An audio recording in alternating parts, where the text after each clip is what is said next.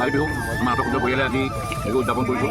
এতিয়া মাজুলীৰ দৈ চিৰা আৰু নাৰিকলৰ লাৰু তিলৰ লাৰু পিঠা আমাৰ ছোৱালীখিনিয়ে আমাৰ ল'ৰাখিনিয়ে বনাইছে বৰ কষ্ট কৰি।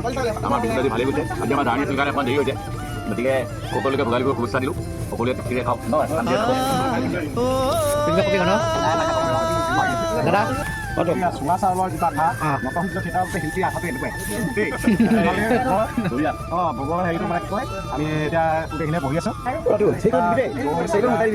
তাৰপিছতে তিলৰ পিঠা, তিলৰ আৰু তিল পিঠা, গুড় আদিকে নাৰিকলৰ ৰচোৱা আমাৰ ৰাতিতে বনালে ভাল হ'ল ভাবিছোঁ। আৰু গধূলি আমাৰ এখন খানা আছে, ভালে হওক। ভোগালীৰ শুভেচ্ছা জনাওঁ আমাৰ অসমবাসী লগতে অসমবাসী প্ৰতিজন শুভাকাংক্ষী নটসূৰ্য থিয়েটাৰৰ পৰা ভোগালীৰ উভয় জনাওঁ।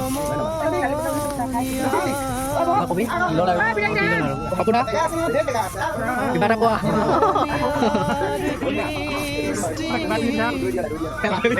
পিছতে কিবা কোৱা এটা ভোগালী বিহুৰ আনন্দ লৈছোঁ।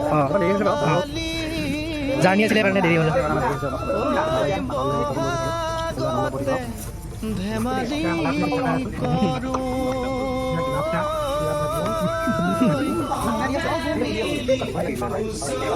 কিবা কৈ দিয়া।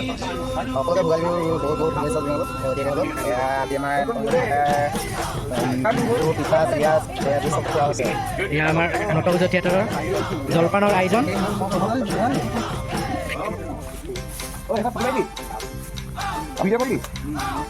খুৰা অলপ কিবা কৈ দিয়ক। ভোগালী নটসূৰ্য থিয়েটাৰ ভোগালী উদযাপন খাবলৈ পাই সঁচাকৈ ধন্য আনিছোঁ। আৰু ইয়াতে একত্ৰিত হৈ সকলোৱে এনেকৈ ভোগালী উদযাপন কৰে সেই কথাখিনি জানি পেলাই ভাল লাগিল। আৰু নটসূৰ্য সকলো পৰিয়ালক মোৰ আন্তৰিক শুভেচ্ছা জ্ঞাপন কৰিলোঁ, যাতে তেওঁলোকৰ অনাগত দিনবোৰ খুব আনন্দৰে পাৰ হওক আৰু সকলো যাতে একত্ৰিত হৈ তেওঁলোকৰ কাৰ্যসূচী সফল ৰূপায়ণ হওক তাতে কামনা কৰিছোঁ।